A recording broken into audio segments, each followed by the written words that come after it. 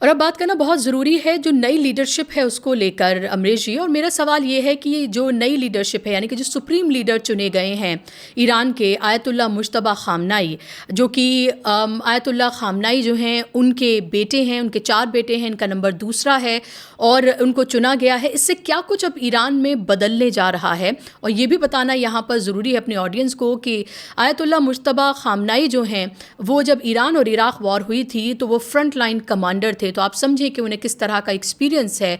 और इसके अलावा जो अभी आयतुल्ला अली खामनाई के जो घर पर अटैक हुआ था, उस अटैक में जहां उन्होंने अपने वालिद को खोया, अपनी वालदा को खोया, उनकी वाइफ और उनका जो बच्चा है वो भी इसमें शहीद हुए, उनकी बहन बहनोई और उनका बच्चा भी शहीद हुआ। तो आप समझिए कि उसके बाद उनको सुप्रीम लीडर चुना गया है। और मेरा सवाल आपसे यही है कि उससे क्या कुछ अब ईरान में और ख़ास तौर पर जिस सिचुएशन में ईरान है फ़िलहाल, उसमें क्या कुछ बदलने जा रहा है? देखिए, ये जो नई लीडरशिप आई है, ये नया जनरेशन है। अभी मुज्तबा खामनेई की उम्र 56 साल की है। अली खामनेई, उनके पिता इमाम खामनेई, वो 88 साल के थे। तो ये आप देखिए कि सीधे एक नई जनरेशन आ गई। अच्छा, ये जो जनरेशनल चेंज है, ये केवल सुप्रीम लीडर के लेवल पे नहीं हुआ, ये आईआरजीसी में भी बहुत सारे लोग मार दिए गए हैं। उसी तरीके से और भी बहुत सारी जो पॉलिटिकल लीडरशिप है, उसमें भी बहुत सारे लोग मारे गए हैं। और जो सिक्योरिटी फोर्सेस हैं जैसे बासिज, उसके भी बहुत से लोग मारे गए। तो हर जगह ये स्थिति बन रही है कि एक नई जनरेशन पावर में आ रही है। अब सबसे इंपॉर्टेंट बात है कि मुज्तबा खामनेई की यूनिक एस्पेक्ट क्या है।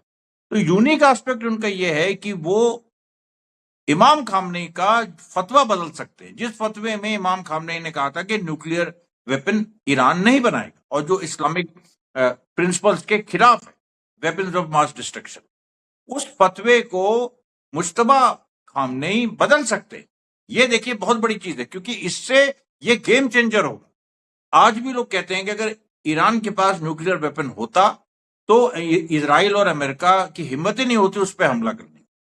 तो अब देखिए ये संभावना बढ़ जाती है, क्योंकि इस्लामिक ज्यूरिस्प्रूडेंस में ये है कि अगर कोई ऐसा थ्रेट आ जाए, वजूद का कोई सवाल आ जाए, तो फिर इस तरह के वेपन्स आप यूज कर सकते हैं या बहुत सारे ऐसे तरीके आप यूज कर सकते हैं।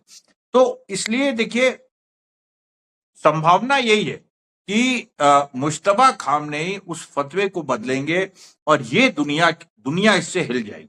ईरान के पास अगर न्यूक्लियर वेपन आ गया या घोषणा भी कर दी कि हम एक्वायर करने जा रहे हैं, इससे देखिए बहुत बड़ी तब्दीली होगी। और ये हो सकता है कि ट्रंप और नेतन्याहू पीछे भी हट जाए, ये भी संभव।